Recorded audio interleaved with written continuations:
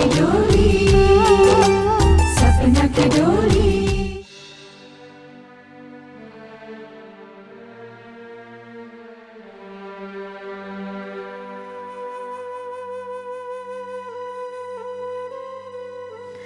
श्यामली, तू अब तक नहीं बतवलू कि तू कहाँ से और काहे आयलू।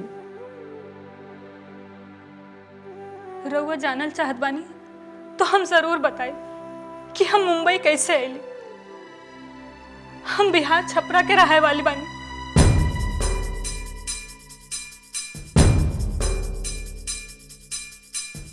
अरे हमारी बिटिया कॉलेज में टॉप कर लेबा। अरे वाह, खुश रह। और हमार बिटिया अपन जिंदगी के हर मकसद में टॉप करे।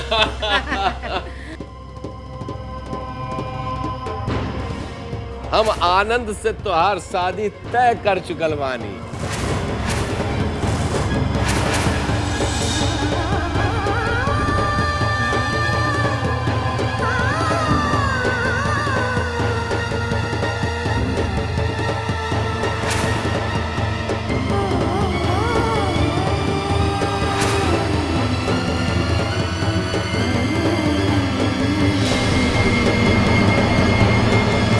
और जब कौनो रास्ता नजर न आई तो हम सबसे रिश्ता तोड़कर भाग आइली।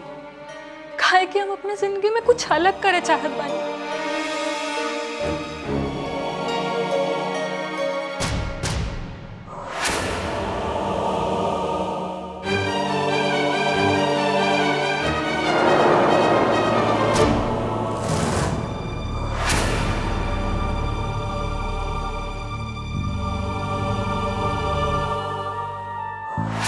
बहुत खूबसूरत बा, एकदम गुलाब की कली बा।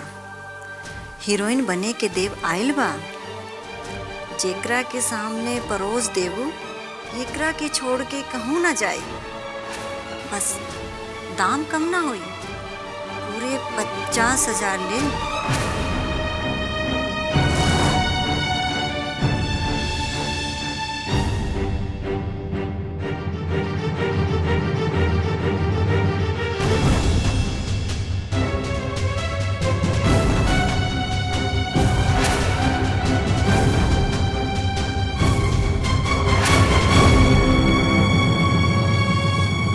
और फिर तू रास्ता में मिल गई।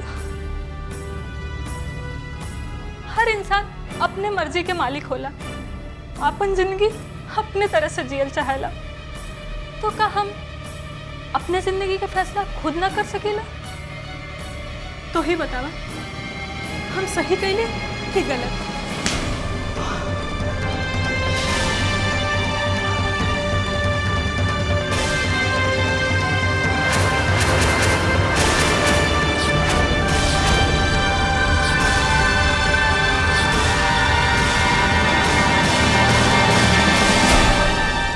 ले बिटिया, खाना खाई ले। ना माई, हमरा के भूख नहीं खे, हम ना खा सकेली। भूख कैसे नहीं बा? देखा बाबूजी, अगर तू नहीं खाइबू तो हमो नहीं खाइब। और आज के बाद हम तोरे साथ कहूँ भी नहीं जाइब। एक हमरा का नीचे छोड़ के चली आइलू, अब भूखा वापस लेके जाइबू। रहुआ के आज हम अपने हाथी से खाना खियाइब।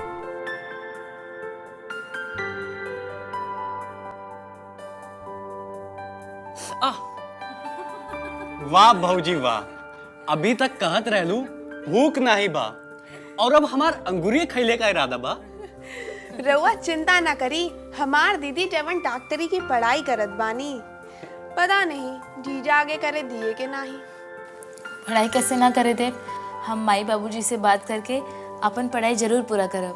ई त बहुत अच्छा भइल कि घरे में डॉक्टर मिल गइल।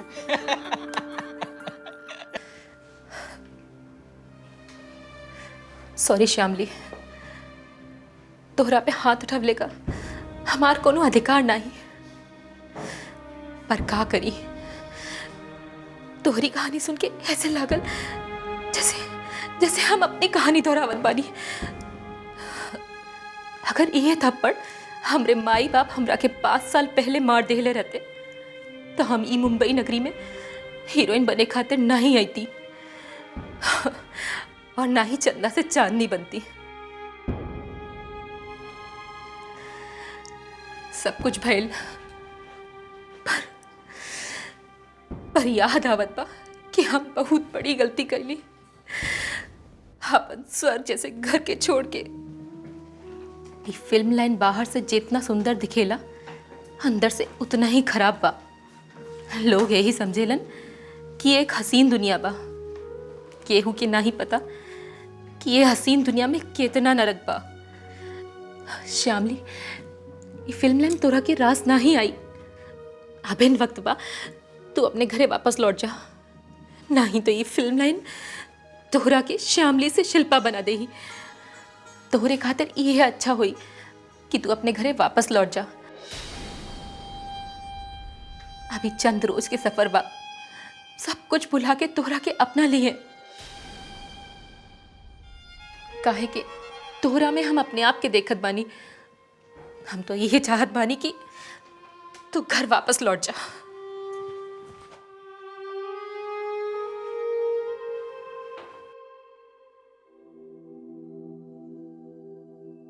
रउआ यहाँ का करत बानी? अनीता जाए बदे तैयार बा। हाँ, यह तो सोचत बानी। रउआ तो ठीक से झूठ भी ना बोल पावेलन। बेटी के जाए के गम छिपावत बानी ना? ऐसन बात नहीं, ऐसन बात नहीं बा। हम जानत बानी रउआ यही सोचत बानी ना कि अनीता बेटी के अकेले आवे के पड़ल। हम मानत बानी कि शंकर सच कहले हुई है कि आनंद के बिजनेस से टाइम न मिल पाउले,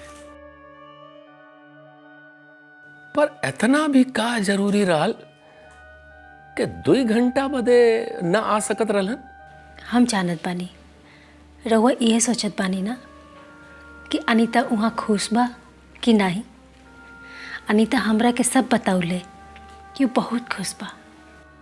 रउआ ठीक कहत बानी, पर बेटी के बाप है ना, ए वजह से सोचे का पड़ेला। अच्छा अब चली, अनीता की देर हो जाए। हाँ हाँ चलिए।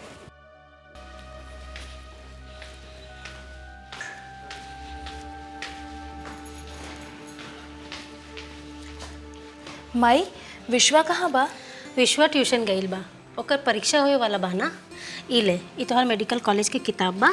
विश्वा सब यही में रख ले बानी। विश्वा रहती तो मिल ले रहती। हाँ। अभी यहाँ रुकब तो देर हो जाए। शंकर जी चाचा जी। बेटा अपने माई बाबूजी से कह दिया कि पग फेरा में आनंद नहीं आइलन तक कौनो बात नहीं, लेकिन एक बार अनीता के साथ आनंद का जरूर भेज दिए, नहीं तो हम नाराज हो जाए।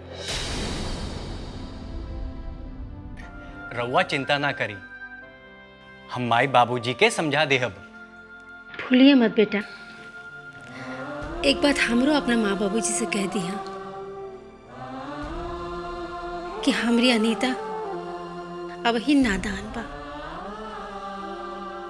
जाने अनजाने में कौनो गलती हो जाए तो माफ कर दिए।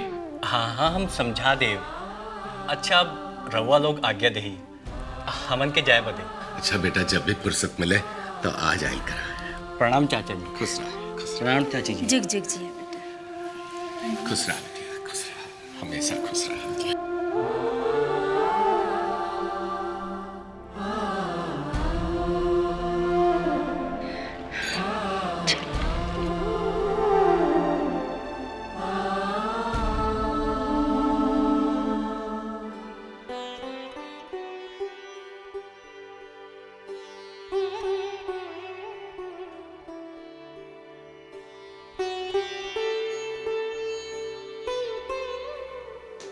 आनंद जी बाबूजी।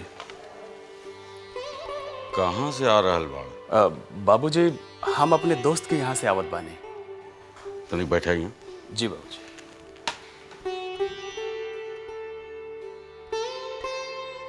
देखा ना, अब तोहरा शादी हो चुकल बा।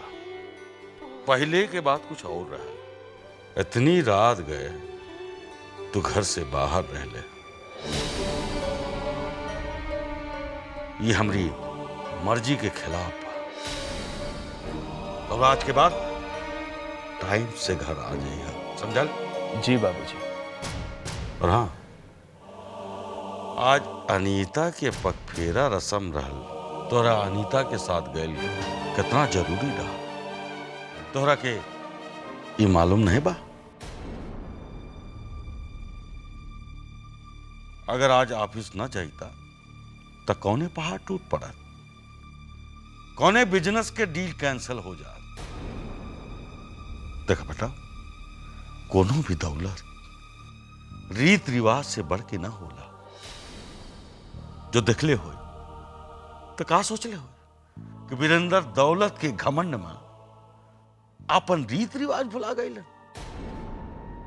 बेटा, ये दुनिया में सबसे धनी वो है बा जिकरे पास प्यार बा, आदर बा, संस्कार बा। तोहरे नाही गैले के वजह से कितनी बड़ी ठेस पहुंचल हो रामेश्वर और उनकर परिवार के। और अनीता का सोचत हो कि जिकरे संग अग्नि के साक्षी मान के, साथ वचन लेके, साथ साथ कदम से कदम मिला के, सुख दुख में साथ निभावले के कसम खैले, वह 4 कदम ना आयल साथ। सॉरी बाबूजी। ठीक बा, अब जा और ध्यान रखा।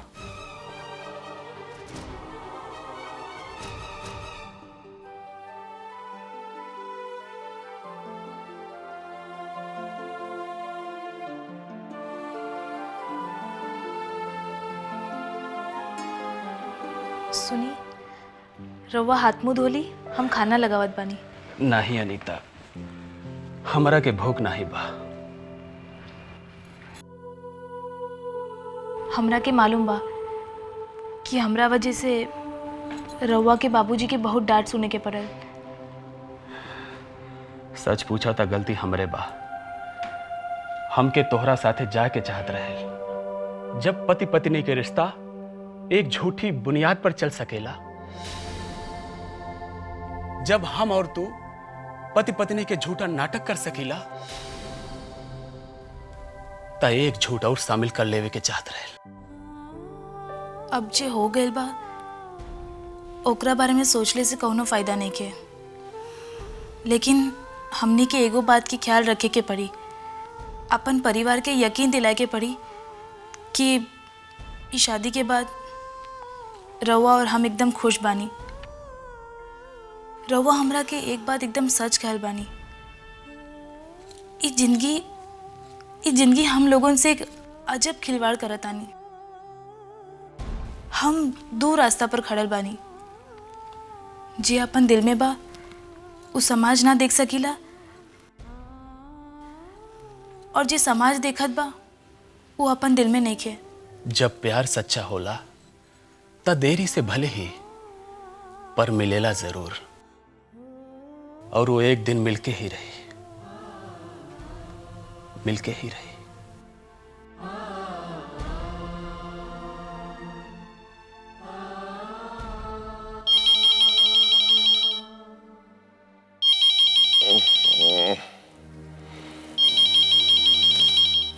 कितना रात के फोन कैले बा।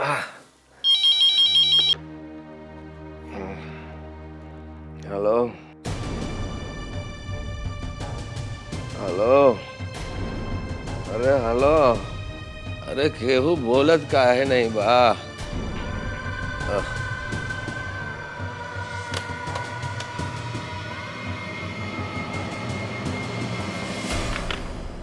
आजकल तो बहुत ब्लैंक सा आवेला, नींद खराब कर देला। के जाने शामली के फोन होई। अरे वो का फोन करे, ओकरा के हम सबके इतनी परवाह हो तो ऐसन कदम काहे उठावती। श्यामली के फोन होई, बात करत। सो जा।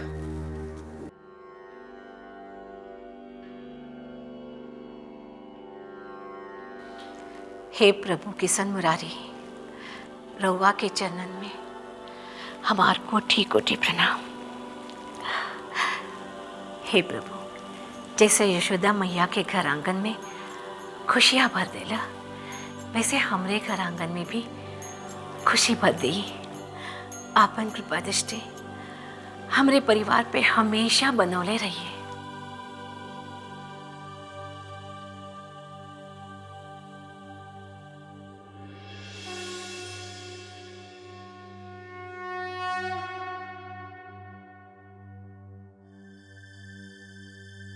हे प्रभु, रउआ तो अंतर्यामी बानी।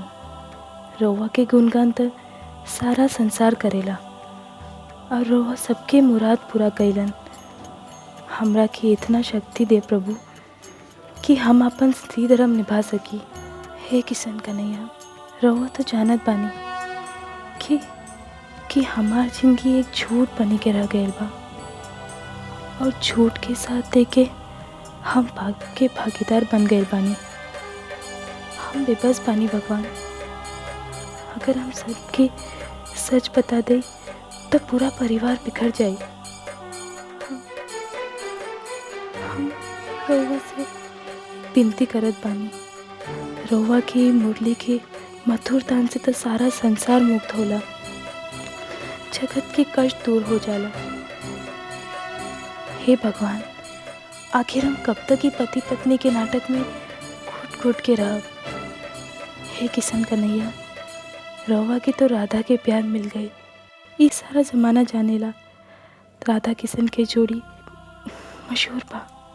हे प्रभु, रउआ से यह विनती बा कि हमके रउआ के जैसन अपन पति, अपन प्यार मिल जाए, अपन प्यार मिल जाए।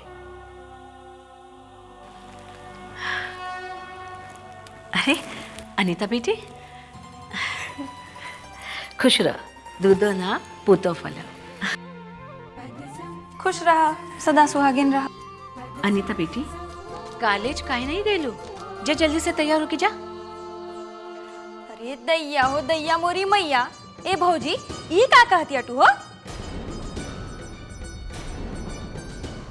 अब तो शादी हो गई, अब पढ़ले कौन जरूरत बा? घर के काम कैसे होई, घर बार के देखी। अब तक घर के कामकाज कैसे होते रहल? हाँ, शादी भइले के ई मतलब थोड़े ना होला कि घर के चार दीवारी के अंदर बंद हो जाई। हाँ? अनीता बेटी, जा तू शंकर के साथ कॉलेज जा, बाकी आना न रोक रे बाबूजी के हम समझा दे।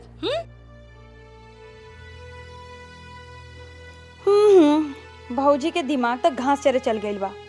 ई डॉक्टरी के पढ़ाई करत करत अनीता कहीं खुद न बीमार पड़ जाए केहू के प्यार में। देख, आना कानी ना करिया। कॉलेज गई एक दिन भी नागा ना होवे के चाहिए, समझ गए लो? जा जल्दी से तैयार हो जा। हाँ, चला हो।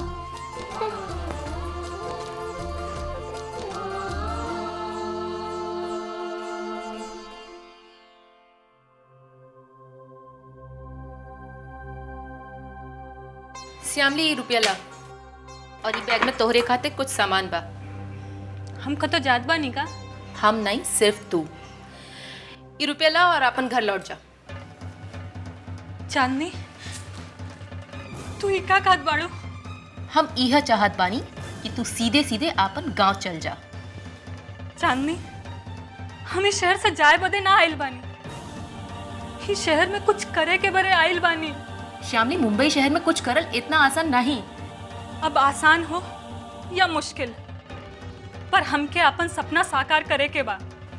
श्यामली, तोहरा के जो करे के बना तो अपने दम पर करा, हमार घर में नहीं। चांदनी, तू का कहत बाड़ू? मजाक करत बालू ना? हम मजाक नहीं करत बानी। जब तू आपन घर वापस ना जाइबू तो एक बात ध्यान से कान खोल के सुन ला। हमरा घर कोई सराय या होटल नहीं। ई रुपया और बैग बा, अगर हमार बात तोहरे कान में पड़ गई हो तो आपन मनहूस सूरत लेके यहाँ से चल जाओ, ताकि हम तो सुकून से रह सकी।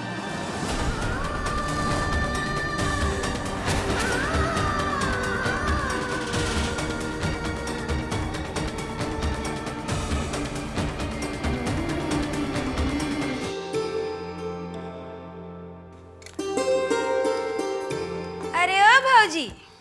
अरे दादा, ई का करत बाड़ू? अब घर में पतोही आ गइल बा, अब तोहके ई सब करे कौन जरूरत बा? खा पी और ऐश करा। तोरा के ना मालूम कि अनीता पढ़ाई करत बा? वो तो मालूम बा, पर भौजी अब अनीता के पढ़ावल जरूरी बा का? ना मनो शामली तो भाग गई और अगर माई दादा और पटीदार वाले ये सब जानबूझ के हमन के बतावल नहीं चाहत बड़े। ना मनो अनीता तो अपन पतोही बा ना। ने हमरो के मालूम बा।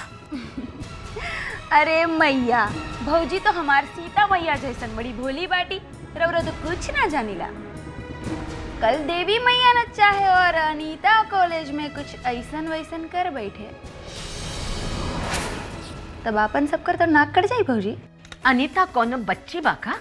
उहो कहत है हम भौजी, अनीता बच्ची नाय बा, अनीता जवान बा, खूबसूरत बा, और जवानी में जब कदम बहक जाला ना तो भौजी दैया हो जाला। हाँ देवयानी,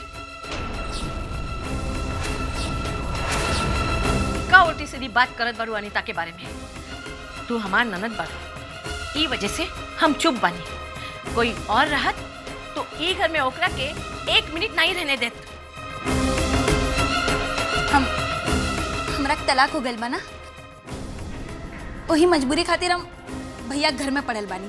मगर भौजी एकर मतलब ई ना बा कि हमें घर के ख्याल ना बा, ई घर के इज्जत का ख्याल ना बा। आज तू हमरा के ताना मारेलू ना, और कल देखिए ये अनीता के वजह से तो के नात पटेदारी सब ताना मारी। अब हमरा मन में शंका भइल तो हम तो कह देली, और हमरा कौन जरूरत बा दादा तो हर घर में दखलंदाजी कर लेके। अरे सीता मैया हमार माफ कर दा हो भौजी, गलती हो गई, दोबारा ना बोलब हो। भलाई का तो जमाना ना रह गइल बा। हाँ का औरत है? छी।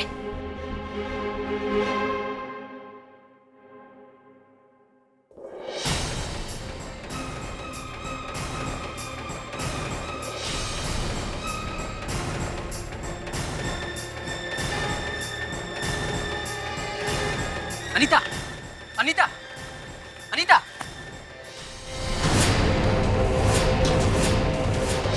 हमारी बात तो सुना अनीता। हमार हाथ छोड़ विनय।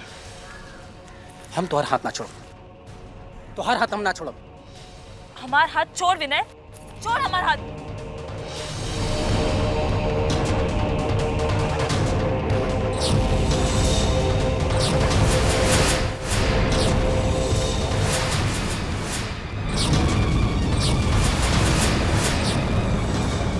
अनीता, अनीता हमारी बात तो सुना। अनीता प्लीज एक बार रुक जा। अनीता, अनीता एक बार हमारी बात तो सुना। अनीता, हमार रास्ता छोड़ा विनय। अनीता, अनीता तू तो इतना कठोर ना रहो। अनीता गौर से देखो, हमारी आंखों में गौर से झांक के देखो। का तुम्हारा प्यार नजर नहीं है? का हमारे दिल के धड़कन तुम्हारा तक नहीं पहुंचे? बोला अनीता, इसलिए का करी जैसे तो यकीन आ जाए कि हमारे हर दिल के धड़कन से तुम्हारे नाम ले रहा। और तू विनय, हम तोरा के पहले भी कह चुकल बानी, अब हम केहू की पत्नी है, और एक शादीशुदा औरत के लिए पराये मर्द के बारे में सोचेला भी बहुत बड़ा पाप होला। आज से तोहार और हमार बीच में कौनो रिश्ता नहीं खे।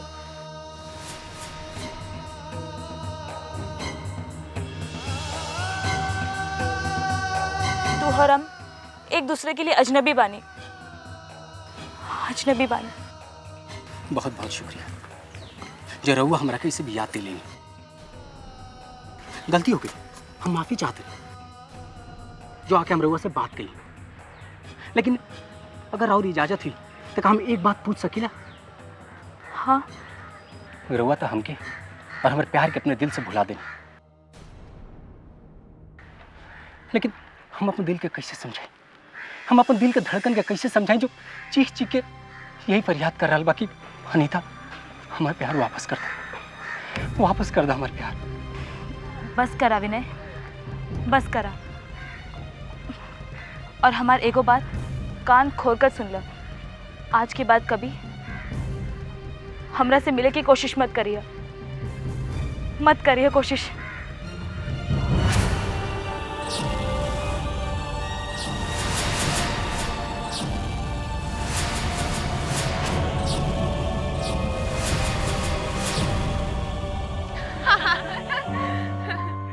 राधिका, रूपा, तुम लोग क्लास बदले चला, हम बिल दे के आवत है।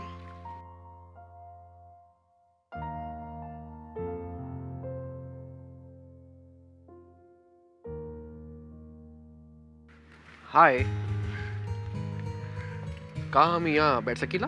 तोहार मर्जी।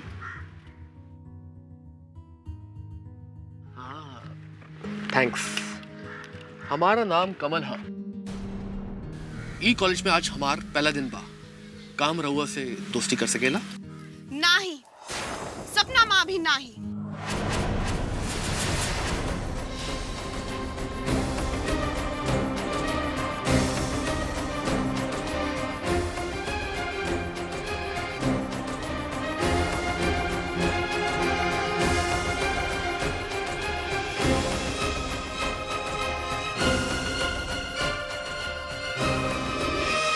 श्यामली, आखिर हमरे साथ ऐसन काहे कैलो? कौने जन्म के बदला ले लो हमरा से? ऐसन कौन मजबूरी रहेल जौन तोहरा के घर छोड़े पे मजबूर कई दिले? अरे तू तो अपन मजबूरी के कारण सब कुछ भुला दिलो, लेकिन हम अपने माई बाबूजी के कैसे समझाई कि जौन दिल में श्यामली के हसीन सपना सजौले बानी, ओ दिल में अनीता बदे जगह के कौनो गुंजाइश नहीं बा। श्यामली, हम तब भंवर के ऐसन मझधार में फंस गए बानी, कैसे निकारी अपने आप की समस्या से बाहर? श्यामली, तू हमरा से चाहे जितना भी दूर रहा, लेकिन हमरे दिल से एक पल भी दूर ना हो सकेलो। अब चाहे कुछ भी हो, हमरा के कुछ ना कुछ करे के पड़ी, कुछ ना कुछ करे के पड़ी।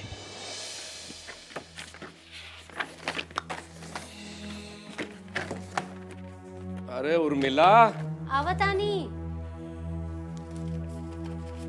अरे फाइल मिलल के नहीं? नाही मिलल जी। अरे ठीक से ढूंढा, मिल जाई। सब जगह तो खोज चुकली, ना जाने रउआ कहाँ रखले बानी। वही शादी का चक्कर में सब सामान एहर से ओहर हो गइल बा। अरे तो श्यामली से पूछ।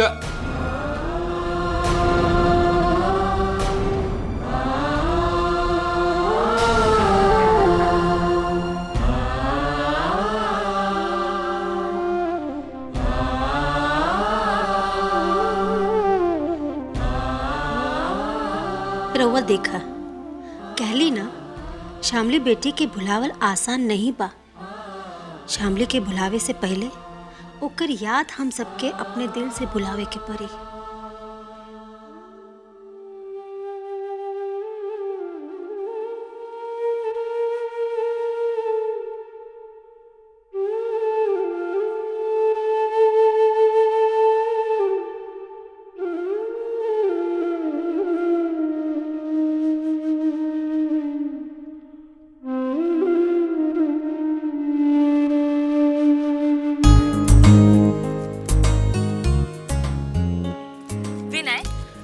लैब में ढूंढत रहनी और तू यहाँ बिजी बाड़ा। ये देखा, यहाँ हम तोहार और हमार दिल बनावत बनी। Very nice. My darling Anita, जब तू और हम एक बानी, हमने के प्यार एक बा, तो हमने के दिल एक भइल की ना? समझ गई नी। जब समझ गईलू तो हमार दिल के भी इतना समझा दा, नहीं तो तोहार प्यार में पागल हो जाई। पागल तो हम हो गई नहीं तोहना प्यार में। कहे के तो हम दू जान बानी, लेकिन तोहार और हमार जान एक बा, दिल एक बा। तू सच कहत बड़ू अनीता, हम तारा से बहुत प्यार करेला और हम तोहरा बिना जी ना सकेला।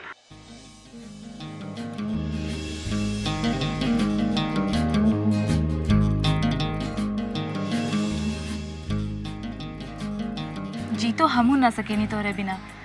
न जाने कौन सा मंत्र मार दे ना कि तन मन से तोहार हो गई नी। I love you Vinay, I love you.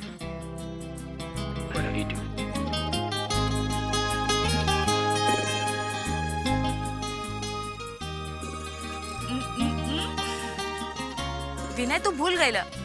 का भूल गई नहीं? तू यहाँ कुछ लिखे वाला रहेला। अरे हाँ, हम तो यहाँ तुम्हारा नाम लिखे वाला रही।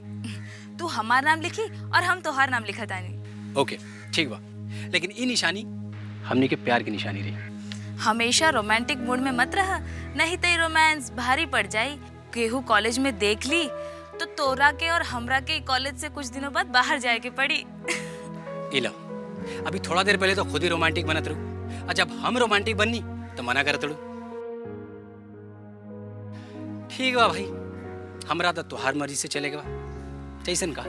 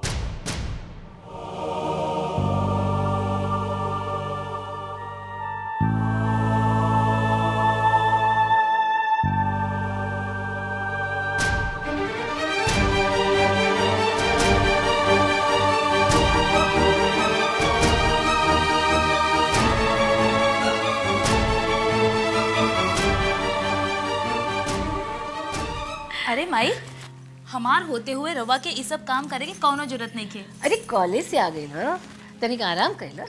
हमार सबसे बड़ा सुख और आराम बुजुर्ग के सेवा करे में बा, और हम ई मौका ना गवावल चाहत बानी। दी। अरे अरे बेटी, लेकिन कुछ ना, हम कह देनी ना। अरे घर में बैठे बैठे बोर हो जाला तो ये छोटे मोटे काम करके टाइम पास हो जाला। अच्छा, तो अब रवा जाई और आराम करके अपन टाइम पास करी।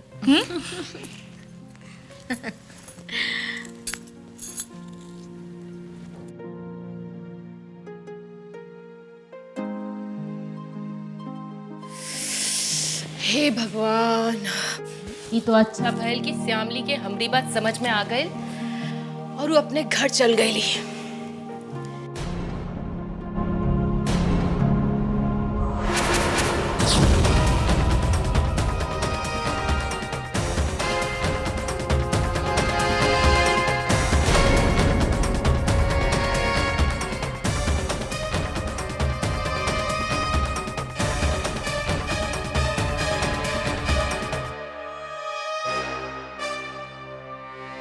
चांदनी जी, शायद रउआ के हमरे फैसला से बड़ा दुख भइल हुई, लेकिन सच्चाई तो कुछ और बा कि हम अपने घरे वापस ना जा सकीला।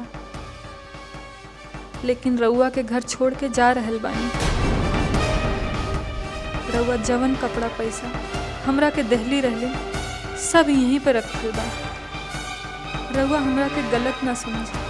ई अनजान शहर में रउआ हमरा के सहारा देहलो, ओकरा बदे रउआ के बहुत बहुत शुक्रिया। श्यामली। बेवकूफ लड़की, बिन कपड़ा पैसा के का करी ये अनजान शहर में। पता नहीं कहाँ गयल हुई। हे भगवान, श्यामली की मदद करी है।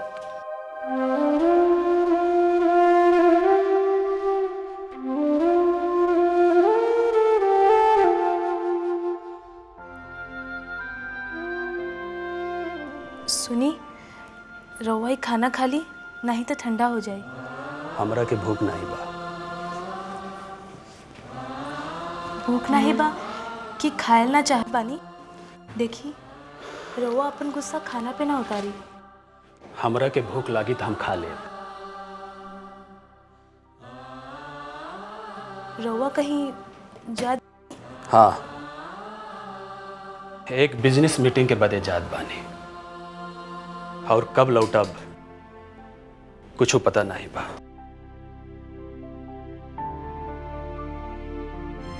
और हाँ, तोहरा बदे ही अच्छा होई कि दोबारा हमसे हमदर्दी मत जतैया। Good by.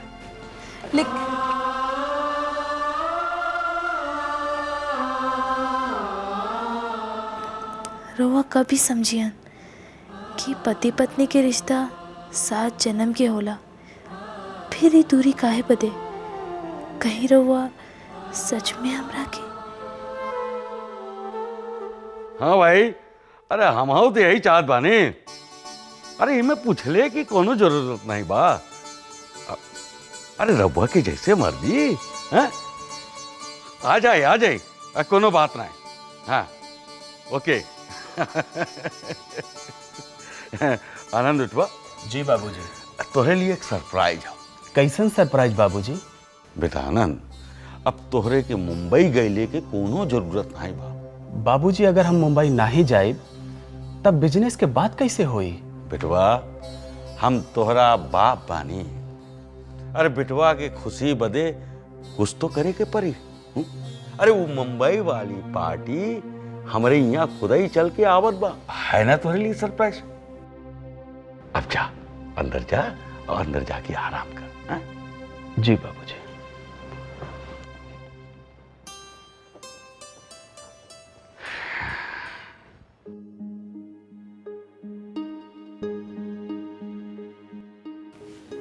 इतना रात के आवत बानी।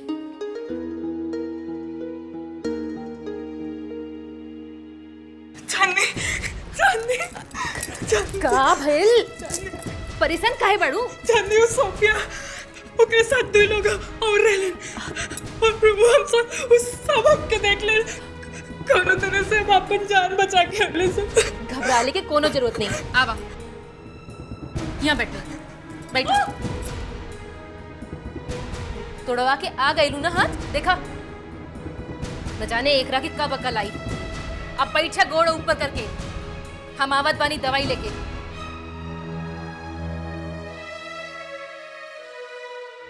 अब सीसा मती करा, चुपचाप दवाई लगावे द। जब अपने घरे जाए के न रहल तो कौन जरूरत रही यह घर से बाहर निकले के? तू ही तो कह रहलू कि हमार घर कोनो होटल या सराय नहीं खे। अच्छा ठीक बा, पागल कहीं की। बैठा आराम से।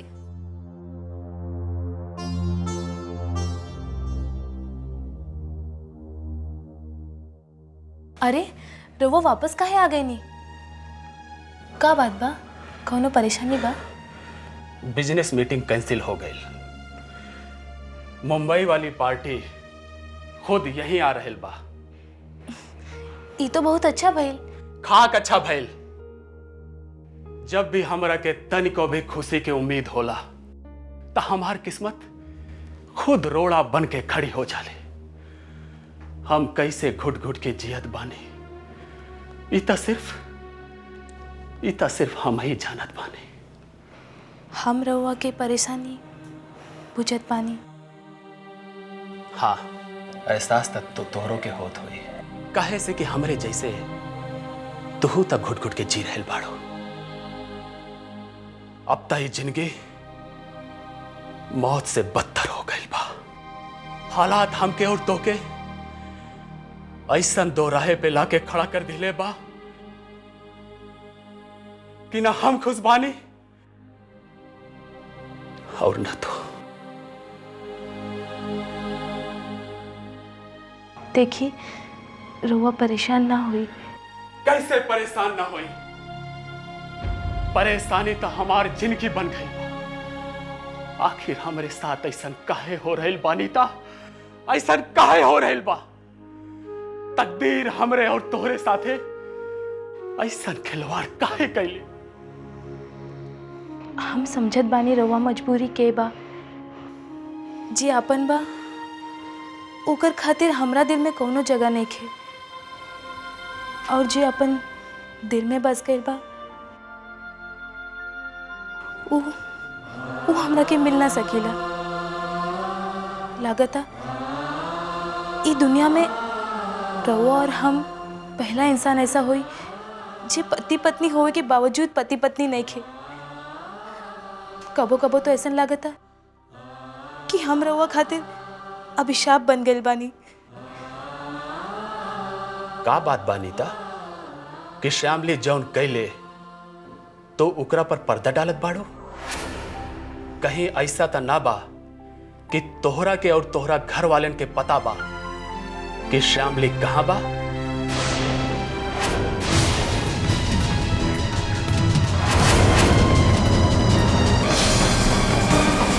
रउआ हमरा पे ऐसा इल्जाम ना लगाई। केहू के नहीं के मालूम कि शामिली दीदी कहाँ बानी।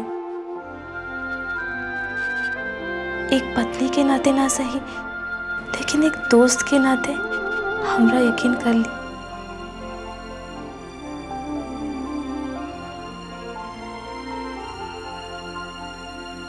हमरे तक कुछ समझ में नहीं आवत बा कि हम कहा करी अनीता, हम कहा करी। इतना दर्द दे गई श्यामली हमरा के, इतना दर्द दे गई। रोआ शांत हो जाए प्लीज अनीता, कुछ देर के लिए हमरा के अकेले छोड़ दो, अकेले छोड़ दो हमरा के। अच्छा, तो तोहरा के फिल्मी कीड़ा कटले बा। पर श्यामली मैडम, फिल्म लाइन में काम मिलल इतना आसान नहीं खे। चांदनी, जिंदगी के हर सफर या कौनो भी काम में कामयाबी मिलल इतना आसान नहीं होला, पर हम अपने मेहनत से कलाकार बन के दिखाई। 4 ऑफिस में जइबू ना तो पता चल जाए कि फिल्म लाइन कितना टेढ़ बा। चांदनी, ये तो अपन सोचे के नजरिया होला। तो हर बात सही बा, लेकिन फिल्म लाइन में लड़की के कामयाबी तब मिलेला जब वो कोनो समझौता करी, और जब समझौता कर लेली ना तब चारों तरफ से ऑफर आवेला।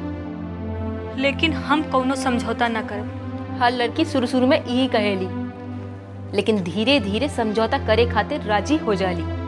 ये तोहार भूल बा चांदनी, हम अपने मेहनत से कामयाबी हासिल कई के रहब। हमू तो इहे चाहत बानी कि तोहरा के तोहार मंजिल मिल जाए। थैंक यू चांदनी, कम से कम तोहके तो यकीन भइल। श्यामली, अगर तोहरा किस्मत में कामयाबी लिखल बा ना तो तोहरा के जरूर मिल जाए, और हम भगवान से प्रार्थना करब कि तोहरी मन की मुराद पूरी हो जाए।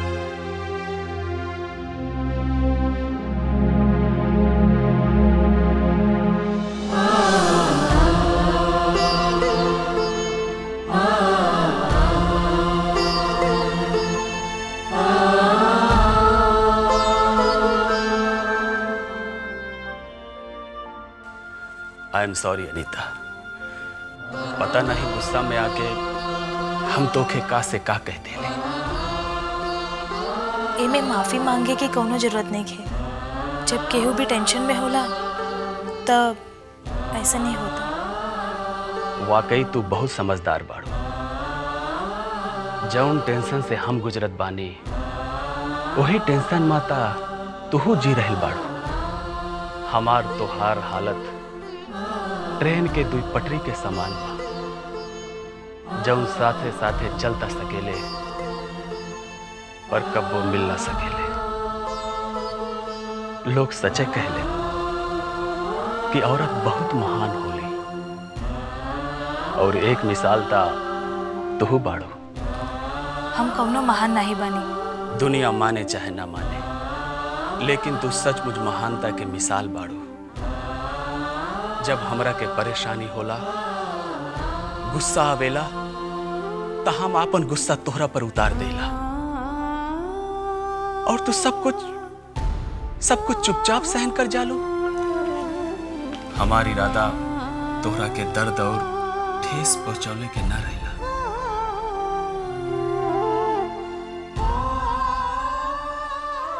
अब तू बतावा अनीता, का ये परेशानी, ये दर्द, ये घुटन से निकले के कौनो रास्ता नहीं बा?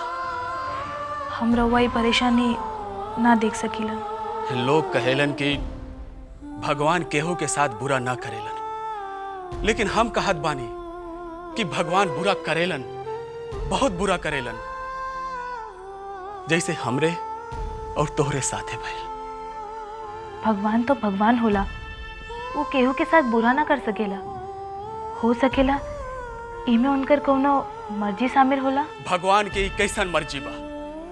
भगवान के त ई पता होई ना कि हमरे दिल में श्यामली बा, फिर वो कहे हमरे और तोके घुटन के दरिया में डाल देलन, जौना में हम दोनों घुट घुट के हर पल जी रहल बानी। हम रउआ परेशानी समझत बानी। ई जिंदगी में हर एक इंसान के साथ दुख होला, हर इंसान के साथ दुख के पीछे सुख भी होला। श्री राम के जिंदगी में भी 14 साल के वनवास के दुख रहलन, और हम तो मामूली इंसान बानी। अनीता, तोहार बात सुन के दिल में तसल्ली ता आवेला, लेकिन जख्म नहीं भरेला।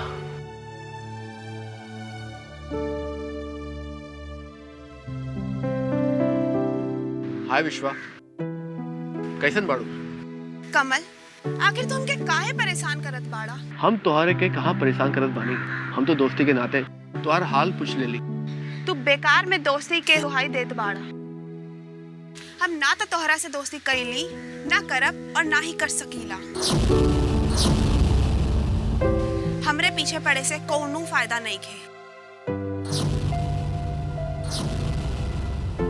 कॉलेज में बहुत से लड़की बानी, तू उ सबसे जाके काहे ना दोस्ती कर लेला?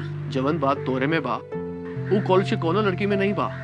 देखा कमल, अगर तू एक लंगड़ी लड़की के साथ चलबा तो सब तोहरा पे हंसी। तू हमरा से दोस्ती करने के विचार छोड़ दा। विश्वा, हमके तोहार इंतजार हमेशा रही। कल फिर तोरा से ये कहब कि तू हमसे दोस्ती कर ला।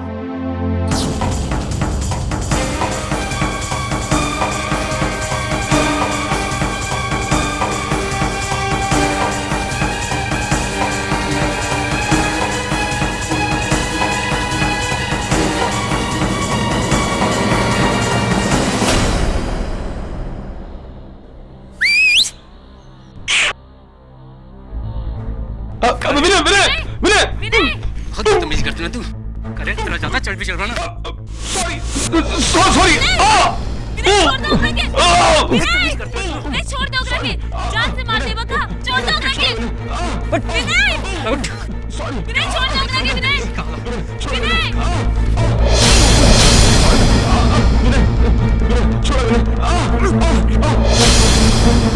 छोड़ दे विनय। बदतमीजी का होला।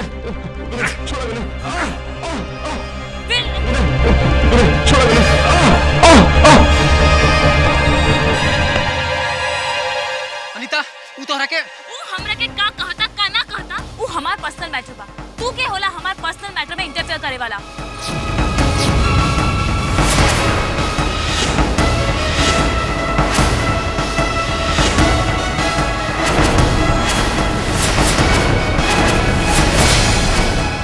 का कहत बाड़ू तू? हम सही कहत बानी। हम शादीशुदा बानी। हमार पति हमार ख्याल रखे खातिर बा, लेकिन तू कौनो हैसियत से हमार ख्याल रखत बा?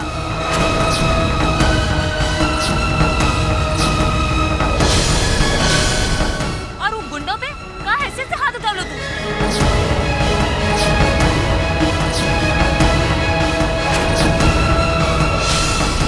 हमरा साथे का होता का ना होता, ई सोचा के तोहरा के कवनो जरूरत नहीं के। समझला?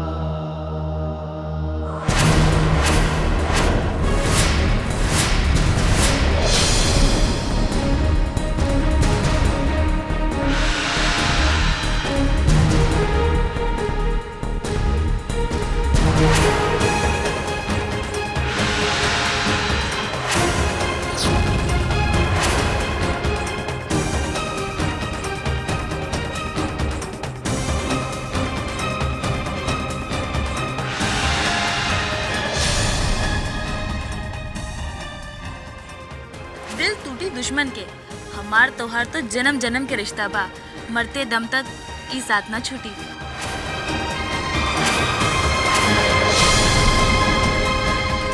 तू चल के पूरा दुनिया के बता दा कि तू हमरा से प्यार कर लू और हम तोहरा से। और तोहार मांग में जो सिंदूर बना वो सिर्फ एक दिखावा बा। तू चल हमरा साथ। ना विनय ना, अब कुछ ना हो सकेला।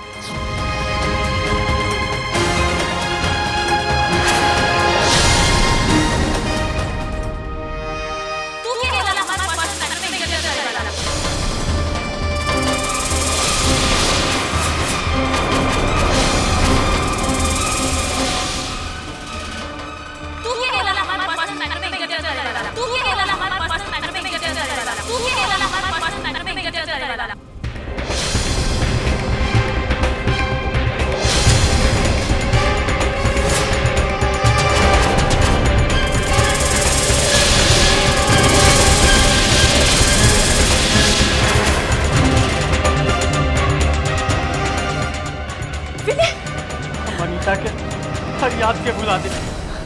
ना विनय, हर याद के भुला दे। विनय, ये क्या हालत? ना बेटा, ना, ना। हमार का हुई विनय, हमार का हुई। तू ही तो हमार सहारा बा। ना बेटा ना।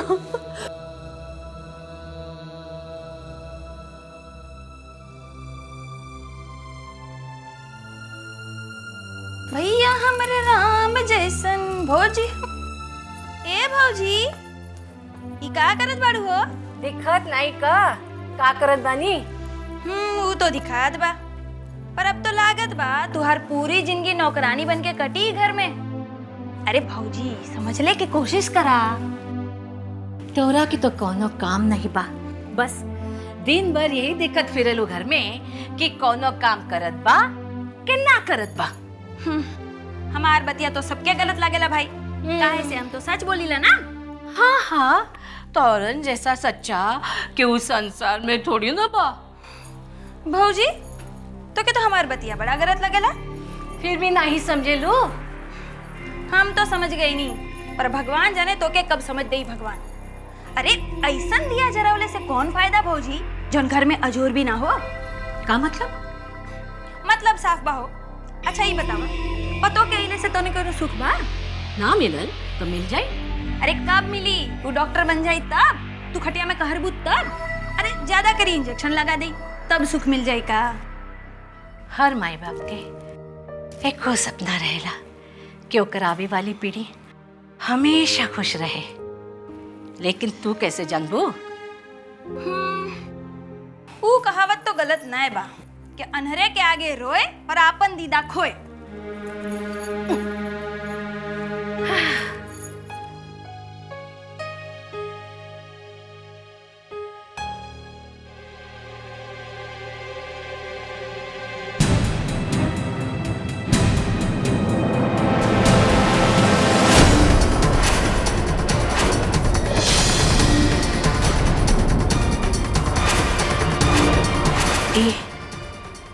केकर पुटवा और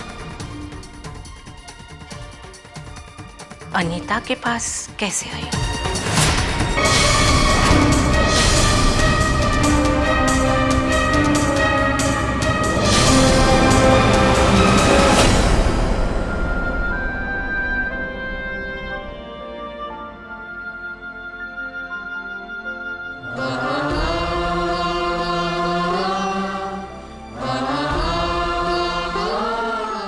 बेटा विनय, तू ऐसन अनीता की याद में हरदम डूबल रहा तो तुहार पढ़ाई कैसे हुई? बेटा, चिंता कैले से कुछ ना होई। जैसे ऊ तोरा के भुला देली, ऐसे तू ओकरा के भूल जा बेटा। माई, हम जाना थी कि अनीता हमारे साथ अच्छा नहीं की गई, लेकिन हम तो के कैसे समझाई माई कि हम अनीता के भूलल चाहिए, लेकिन हम उनका जितना भूलल चाहेला वो हमरा उतना ही याद आवली। बेटा, एक कैसन पागलपन बा। माई, यही तो हमार प्यार बा जो अनीता के याद में तड़प रहल बा। बेटा, जिंदगी का ई फितरत बा, कभी कुछ मिलेला तो कभी खो जाला। अब तू हमार मान, तू यही सोचा अनीता ना मिलबे के चाहे।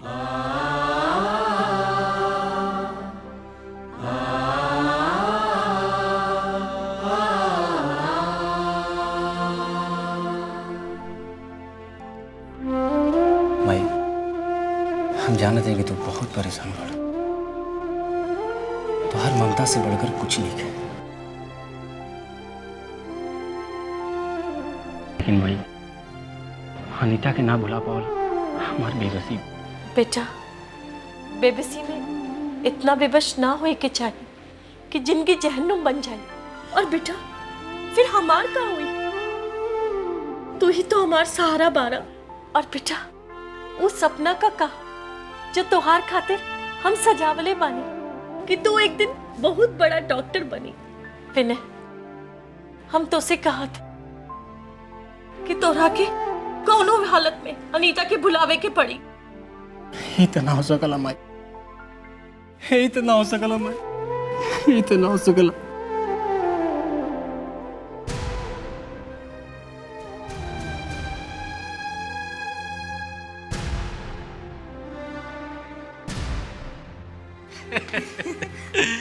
भौजी, जब तू डॉक्टर बन जाएबू तो हमरा के असिस्टेंट रख लिया ताकि हम तुम्हारी मदद कर सकी। अरे बुद्धू, असिस्टेंट ना, डॉक्टर बन के तोरा के हमार मदद करे के बा। हम अपने कमरे में जात बानी। आज बड़ा जल्दी आई हो अनीता। जल्दी कहाँ आ गल माई, रोज ही के तो टाइम पे आयल बानी। अनीता, हम तोरा से कुछ पूछत चाहत बनी। हाँ पूछी ना माई। केकरा फोटो बा?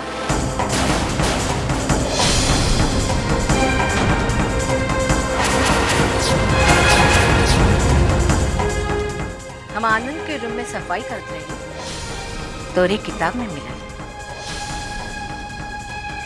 अरे परेशान का हो गई? एक केकर फोटो बा और तोहरे पास कहाँ से आई?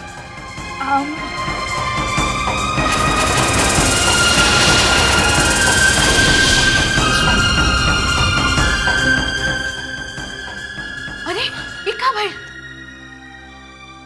बेटा का भाई हुआ के? ये का हुई? माई, एक कार एक्सीडेंट हो गई। कार एक्सीडेंट? हवा बेटा बेटा बेटा या बेटा कार एक्सीडेंट। माई, घबरा के कोनो जरूरत नहीं खे। रवा की गाड़ी संभाल के चलाए के चाहिए ना। उ तक किस्मत अच्छी रहे कि गाड़ी ज्यादा स्पीड में ना ही रहे। रवा जरूर गाड़ी कुछ सोच के चलावत हुई। अरे केहू की बात सुनेला थोड़ी, एक बार नहीं 1000 बार कहली कि एक ड्राइवर रख ला, लेकिन ये सुनब तब ना। अरे दैया हो दैया मोरी मैया। अरे आनंद, हे भगवान, ये का भइल हो? का हो गेले? करे चोट कैसे लग रही आनंद? अरे भगवान, ये का हो गेले? अरे कोनो पानी लगाओ, डॉक्टर के बुलाओ। का हो गेले भौजी के? अरे आनंद, का हो गेल बाबू तो के? रउआ लोगन बेकार में परेशान बानी। मामूली सा चोट बा, 2-4 दिन में ठीक हो जाई। देखा भौजी, ये मामूली चोट बा, ये मामूली चोट बा। और परेशान काहे ना होई? हाँ, जब देखो तो घर में कुछ ना कुछ अनहोनी होत बा। और जब से अनीता आयल बा भौजी, हम कहत हई कि अनीता आनंद के जिंदगी में ग्रहण लाई देले बा।